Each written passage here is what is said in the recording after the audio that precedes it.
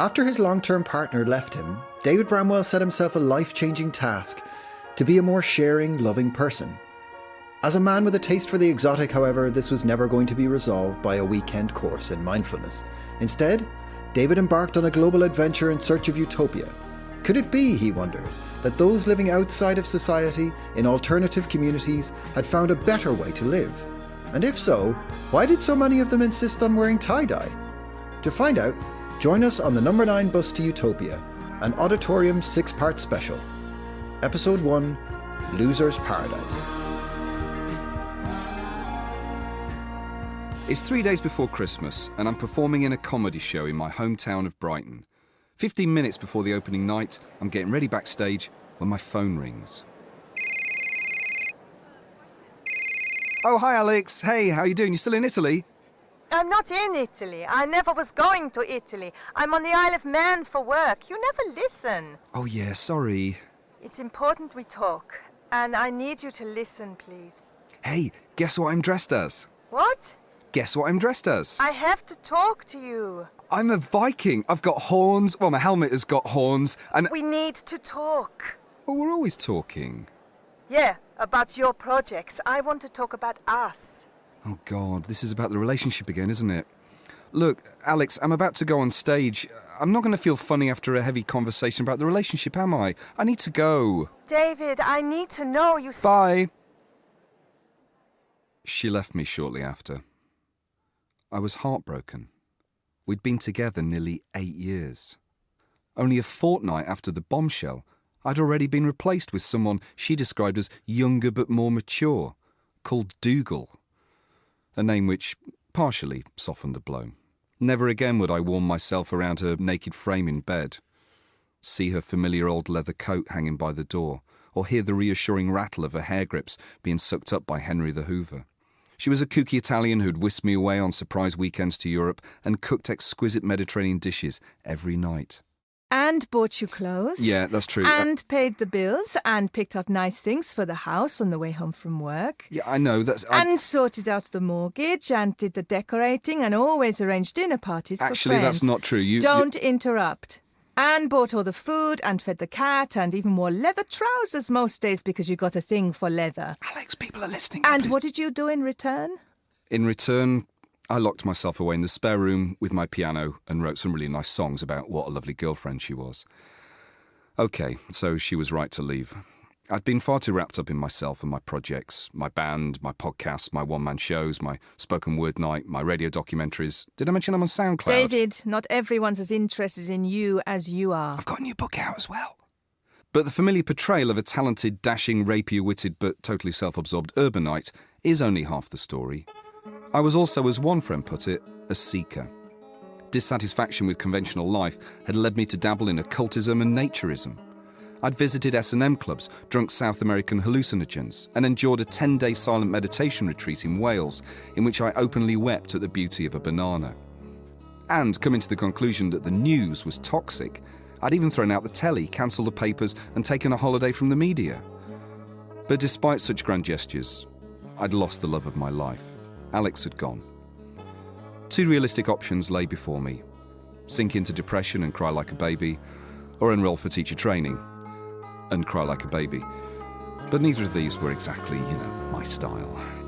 Plus, you'd already given them a try after your last relationship failed, hadn't you? Thanks, Alex. What I needed was a sea change, an adventure.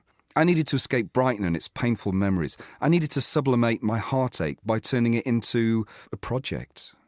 So I chose the ultimate project, to seek out my own utopia. Fascinated by counterculture and alternative lifestyles, I'd researched a whole slew of communities across the globe, places where people had come together to find new ways to live outside of society. But I wasn't going to do the obvious thing of going to India to find myself. I'd avoid New Age cliches. I live in Brighton, after all, a town where it's easier to find someone to cleanse your chakras than unblock your sink. And besides, I'd done more than my fair share of New Age courses over the years. So, David, don't be nervous, but I'm just going to shake this over your head like this. Now, responding to the sacred shamanic drum with your heart chakra, would you like to share with the group 7 spirit animals which were just gifted to you? 7? Cat? Good. Dog? Goldfish? Hamster? Budgie? Have I said goldfish? Scampi. Oh. Instead, I decided I would seek inspiration from anarchists, libertarians, visionaries, people who could beat that self-centred city boy attitude out of me and show me new ways to live. I wanted to understand what it was about me that couldn't make a relationship work. I knew I wasn't alone. I'd seen countless friends crash and burn in marriages and long-term relationships. And when the news of Alex and I splitting up reached our friends, one couple I knew were horrified. But David, you and Alex seem perfect together. Yeah, we put all our hopes in you. I mean, you've been together 8 years. Yeah, David, how could you let us down? Twat. Twat. They split up shortly afterwards, as if to make a point. Increasingly in the West, we seem to be living on our own. But is it simply a lifestyle choice? Many of us have relative freedom and material comfort. I mean, have you seen those really cool remote-control cars that are operated by your phone? And yet still, few people seem truly happy. Is it us, our culture, or our cities that aren't working? Was a more fulfilling life to be found in alternative communities? I would make it my mission to find out. I took a year out of my teaching job, cashed in my savings, cancelled my Pilates class, left a few extra bowls of food for the cat, and headed out into the unknown.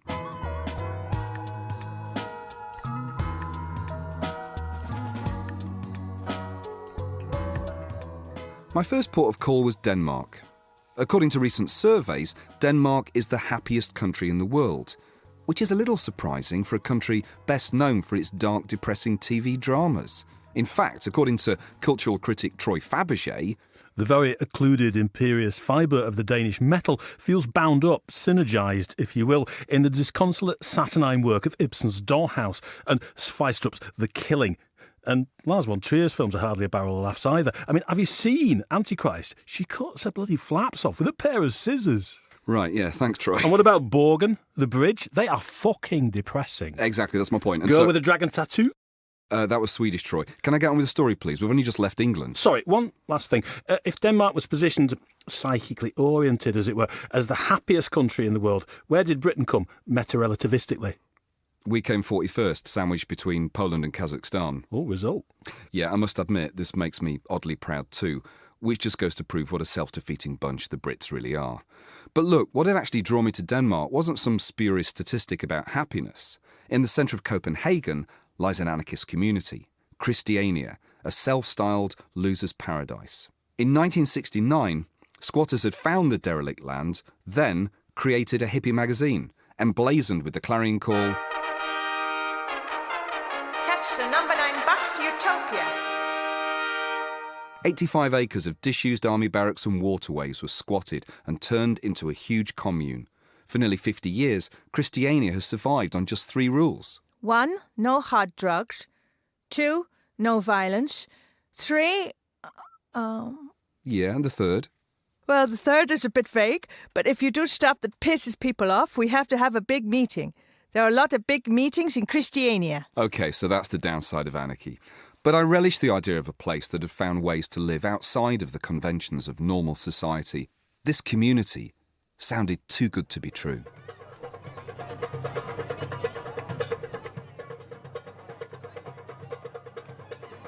Entering Christiania was a shock to the system. One minute I was walking down a quiet suburban street, then suddenly I plunged through an entrance in a wall and emerged into what felt like a vast 24-hour festival. Dirt roads snaked around the old graffiti-scrawled army barracks. A banner hung across one. Sports Centre. Join the club. You'll never smoke alone. Nearby, a giant aircraft hangar was stacked high with recycled materials. Christiania's version of IKEA. Walking on, I was confronted with a jumble of stalls, wooden shacks and kiosks selling tie-dye t-shirts, juggling balls and Native American dream catchers. A young girl in rainbow-coloured dungarees was painting a yin-yang symbol on the side of a vegan shoe stall. All these good vibes were starting to make me feel anxious. In the dirt track opposite the stalls was a tumble-down hut called the Woodstock Bar. Its only occupants were a gang of men so horrifically drunk that they stumbled around like the crew of the USS Enterprise under fire. Christiania was an inebriated hippie nightmare. I'd made a mistake. I was about to walk out of the community when a woman ran towards me, waving. David! It is David, no? Yeah, hi, Helen? Through a website called Couchsurfing, I'd been in touch with a lady from Christiania called Helen, with a slender frame, piercing blue eyes, and a lilting French accent. Helen had lived in Christiania for 20 years and offered to show me round.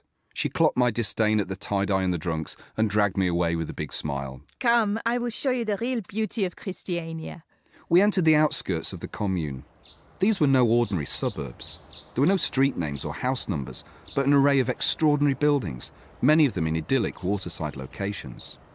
Tree houses, houses made entirely of windows, houses with trees growing through the middle of them, hobbit houses, Munchkin Tudor. How different to the UK's sober architecture of design by committee, where our prisons, supermarkets and schools all appear to be made from the same template. Freed from the suffocating restrictions of planning permissions, safety and rudimentary plumbing, Christiania's residents had built a community of playful and often beautiful architecture. And now, David, you must let me take you home and show you my bare wall. I could hardly contain my excitement. As we reached Helen's house, she proudly led me into the living room. Here it is. It's a nice wall, Helen, but it's not really bare, is it? I mean, it's cornflower yellow. It's got paintings hanging on it. No, look. Some of the scratch marks are still here. It took a long time to get the house in order once the bear moved out. There was so much shit on the floor, it took forever to clean up. Sorry, are you saying a real bear once lived here? Oh, yes. The bear was called Ricky. You could always recognize her in Christiania. She wore a little tie.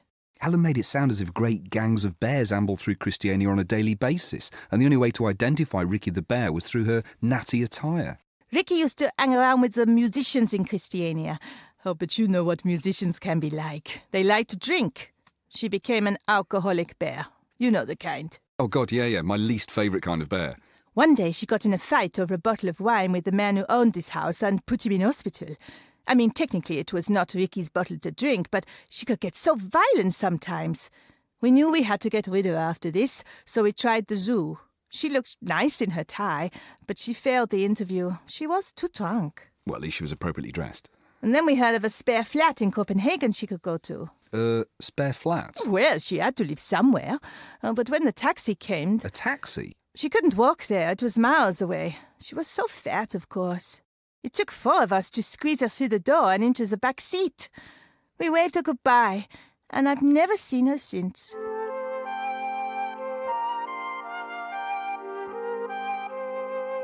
There are no street or road names in Christiania, except one.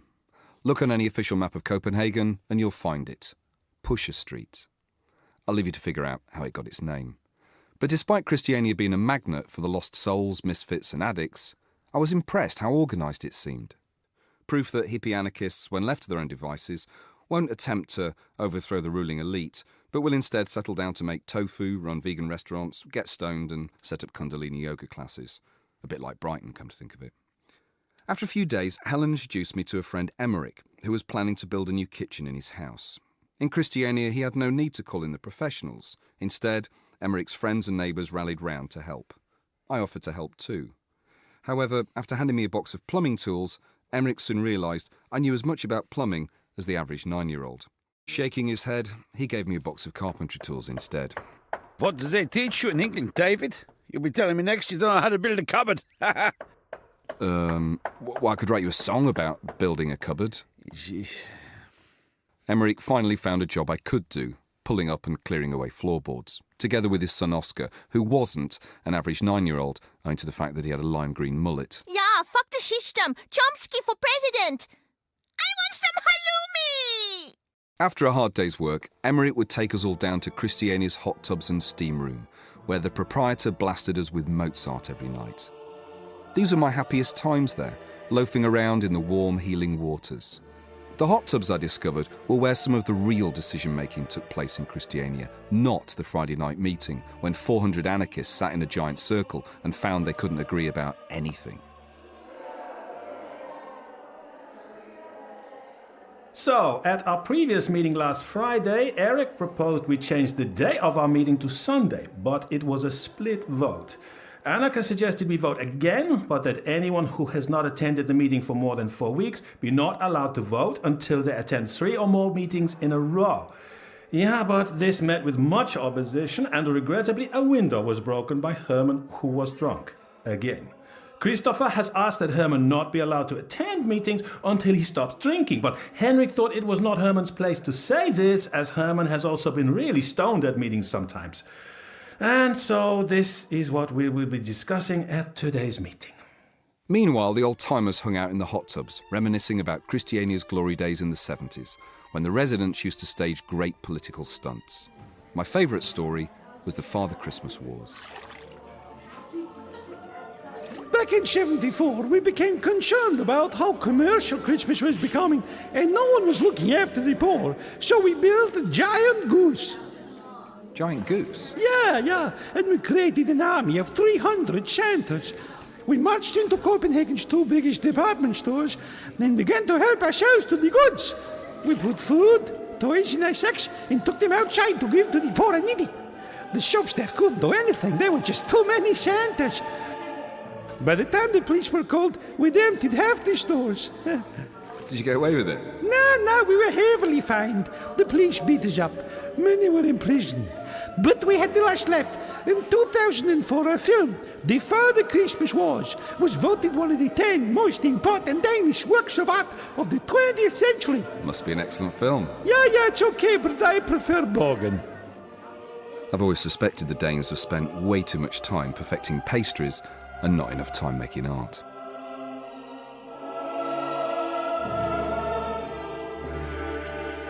I'd come to realise that many of Copenhagen's residents viewed Christiania as they would a dent on a new car, or they simply dismissed it as a relic of the 60s, a hippie museum. It's true, it did feel like a separate world, an edgy wonderland of mischief and self-sufficiency, somewhere open to all. Unfortunately, however, by the time I arrived at Christiania, there was no room at the inn, so I'd ended up cycling back to the centre of Copenhagen each evening to spend my nights in a 2-star hotel. And in those dark hours when my insomnia would flare up, I'd sit by the window looking out across at the other apartments, and one night, I swear, I saw a bear in a tie swigging a bottle of wine and watching Denmark's Got Talent. Actually, I felt more like James Stewart in Rear Window. Whiskey and cigarette in hand, I'd stare into the lives of the other night owls, alone in their solitary apartments. Over time, I gave them all names. There was Lady Couch Potato, Text Addict, and for goodness sake put some trousers on. Not once did I see them leave their rooms, knock on a neighbour's door, or call in for a drink and a chat. How different from Christiania, where residents wandered in and out of each other's houses day and night. Compared with Christiania, the rest of Copenhagen's population seemed like caged animals.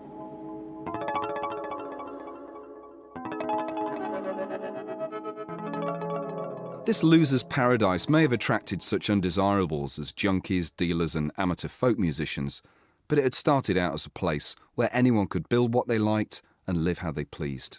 Her residents wandered around in open-toed sandals and didn't give a fig about celebrity culture and status. They looked after each other.